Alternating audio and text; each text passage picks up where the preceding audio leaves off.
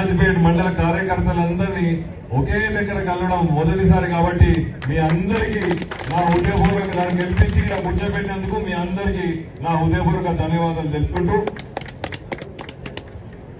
మీ అందరికీ తెలుసు 4 నెలల క్రితం మనం ఎంత కష్టపడ్డాం.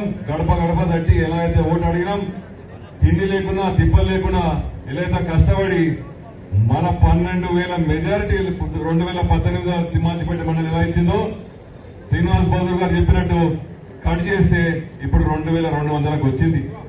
మీ 2,200కు వచ్చినందుకే మనం ఈ రోజు ఎమ్మెల్యే గెలిచి 5,250 మెజార్టీతో గెలవడం జరిగింది.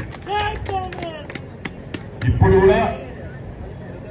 కూడా మల్లు రవి గారిని పెద్దలు చెప్పినట్టు 2,200 కట్ చేసి ఆ 2,200 మెజార్టీ ఇవ్వాలని చెప్పి మీ అందరికీ సమాధానం తెలుసుకుంటున్నా.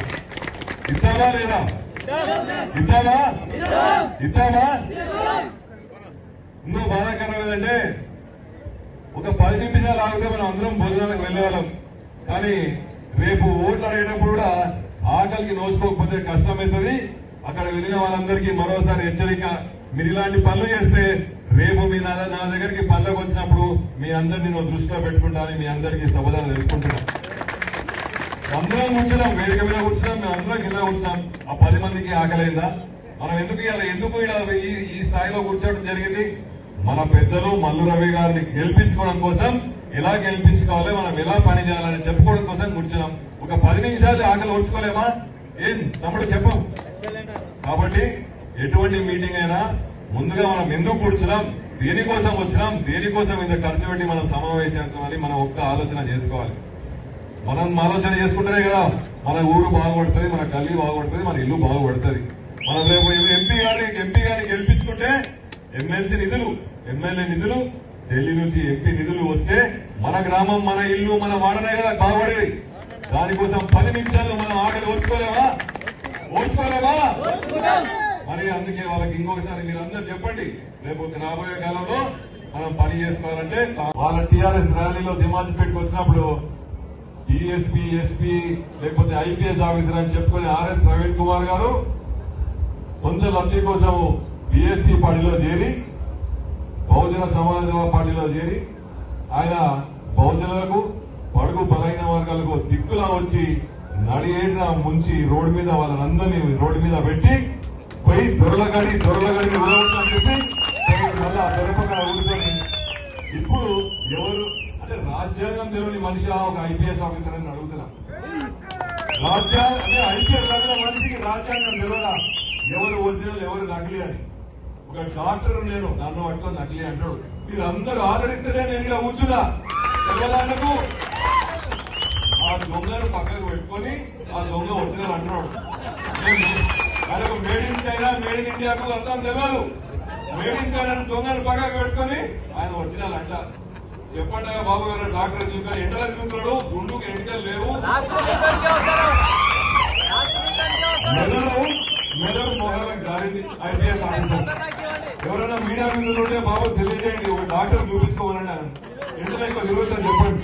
అలా గెలుస్తలేడు, మధ్య స్థిమితం తప్పింది, ఓడిపోతున్నాడని తెలిసి మల్లు రవి గారు అత్యధిక మెజార్టీతో గెలుస్తున్నాడని తెలిసి మేమేమో మాట్లాడుతూ ఒరిజినల్ అంట, నకిలీ అంట. ఇంకా ఆయనకు ఐపీఎస్ ఆఫీసర్ కదా పాస్ అయ్యిండు, ఆయనకు అర్థం ఆయన నకిలీ ఐపీఎస్ ఆఫీసర్ అని ఇప్పుడు తెచ్చింది మనకు.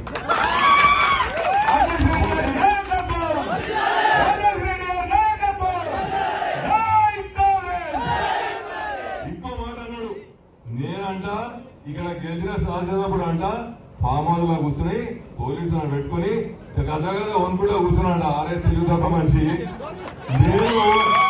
నేను ఉన్న ఎస్పాట్నే వస్తానని చెప్పిన మనిషిని నేను. పోలీసులు నేను ప్రజల మనిషిని, ప్రజాపాలన మా రేవంత్ రెడ్డి గారు మాకిచ్చారు. మేము ప్రజల్లో ఉండే మనిషిని. ఎప్పుడైనా మా కన్వెన్లు కూడా అడగండి, వాళ్ళని దూరం ఉండమని చెప్తాను నేను. ఎలక్షన్ టైంలో పోలీస్ స్టేషన్ గడప మొదటిసారి ఎక్కింది మన కార్యకర్తల కోసం నేను. అటువంటి పోలీసులకు భయపడే పని నాకేముంది? టీఆర్ఎస్ పార్టీ వాళ్ళ కోసం నేను భయపడతా? ఎవరైనా దమ్ముంటే ఎదురు రమ్మనండి నా టీఆర్ఎస్ పార్టీ వాళ్ళు. ఇటు ఐపీఎస్ ఆఫీసర్ ఏమో నేను భయపడుతున్నా, ఫామ్ హౌసే లేదు. వాళ్ళ ప్రెసిడెంట్ వాళ్ళ మాజీ ముఖ్యమంత్రి ఆయన దాచుకునేది ఫార్మ్ హౌస్ లో నేను కాదు. నేను ఎప్పటికైనా పొద్దున 6 గంటల నుంచి రాత్రి 12 గంటల వరకు నా డోర్ ఎప్పుడు ఓపెన్ ఉంటుంది. ఎవరైనా కార్యకర్త ఎవరైనా ఓటరు డైరెక్ట్ గా వచ్చి నన్ను కలవచ్చని మీకు తెలుసు. అది మరొకసారి మీకు అందరికి గుర్తు చేస్తున్నా. అంటే అటువంటి మనిషిని నేను. అయితే ఇంకోటి మనకు దురదృష్టకరం ఏమైందంటే గెలిచినాక మీ అందరి అభిమానం కోసం నెల రోజులు శాల్వాలు ఫోటోలు బొట్టులతో సమయం గడిచిపోయింది. ఆ ఉన్న సమయంలో మనము 2 పథకాలు రేవంత్ రెడ్డి గారు ఇచ్చిన 2 పథకాలు ఏవైతే ఉచిత బస్సు ఇంకోటి ఆరోగ్యశ్రీ తప్ప మిగతావి ఎందుకంటే దాని తర్వాత మనకి ఎమ్మెల్సీ కూడా వచ్చింది. కేవలం మన జిల్లాకే వచ్చింది. తర్వాత ఎమ్మెల్సీ ఎలక్షన్ అయిపోతుంది, ఎంపీ ఎలక్షన్ కూడా వచ్చింది. కాబట్టి ఆడ చూస్తుంది అనసూయమ్మ మా ఊరికి బస్సు ఏపీయకపోయిందా అని. కానీ తల్లి నేను కమిషనర్ కలిసిన, ఆర్ఎంను కలిసిన, డిఎంను కలిసిన, మంత్రిని కలిసిన, అందరిని కలిసిన వాళ్ళు ఇప్పుడు ఏమంటారంటే బస్సు రెడీ అయింది, సర్వే కూడా చెప్పిన, భయపట్టించి డిఎంను భయపట్టించి సర్వే చేయించిన. కానీ ఈ ఎలక్షన్ కోడ్ లా కొత్త బస్సు ఏమేమంటున్నారు. అయినా కానీ ప్రయత్నిస్తున్నామమ్మా. వీలైతే ఓటు కంటే ఒక్కరోజు ముందే నా బస్సు తెలిసేదా మేము ప్రయత్నిస్తున్నాం. చూద్దామని ఏదో కానీ బస్సు మాత్రం తప్పకుండా అవుతుందని మీకు ఈ సభలో చెప్తున్నా. ఆ నవ్వు బాగుంది అనసూయమ్మ, ఎప్పుడు నవ్వుకుంటున్నాను. అదేవిధంగా మనకు రేపు వచ్చే ఎన్నికల తర్వాత మిగతా పథకాలు కూడా కరెంటు 200 కరెంటు పెద్దలు చెప్తారు. దామారెడ్డి గారు 200 ఉచిత కరెంటుకు ఎవరు బిల్లు కట్టకండి, ఎలక్షన్ తర్వాత కట్టుకుందామని మీ అందరికి 200 ఉచితం దాన్ని కూడా వర్తిస్తానని చెప్తున్నా. అదేవిధంగా మన టైగర్ రేవంత్ రెడ్డి గారు ఏం చెప్తున్నారు, ఆగస్టు 15 రోజు 2 లక్షల రుణమాఫీ అనౌన్స్ చేస్తా. ఎవరు కిందికి వచ్చినా ఎవరు మీదికి పోయినా ఆగస్టు 15 తారీఖు మాత్రం తప్పకుండా రుణమాఫీ 2 లక్షల రుణమాఫీ అనౌన్స్ చేస్తా అని చెప్పాడు. కాంగ్రెస్ పార్టీ అయినా సరే, రాజేష్ రెడ్డి అయినా సరే, రేవంత్ రెడ్డి అయినా సరే చెప్పిన మాట తప్పకుండా చేస్తారు. అది కాంగ్రెస్ పార్టీ వల్ల అవుతుందని చెప్పి మీ అందరికీ చెప్తూ తప్పకుండా అవన్నీ చేసుకుందాం. ఇవన్నీ చేయాలంటే ఏం చేయాలి, మనం ఏం చేయాలి, ఏం చేయాలి, ఏం చేయాలి? చేతు గుర్తు కోటేసి 4వ నంబర్ పైన మల్లురావుకి గుద్దుడే గుద్దాలి. ఏం గుద్దాలి? ఓటు గుద్దాలి. గుద్దుదామా? 5 నిమిషాలు ఆగలి గట్టిగా వస్తలేదు. 2 నిమిషాలతో మనం అందరం పోయి పోచేద్దాం. నాకు కూడా ఆగలేతుంది. మీరైనా టిఫిన్ చేసిరేమో, నేను ఒక గ్లాస్ అమ్మల్లా వచ్చిన.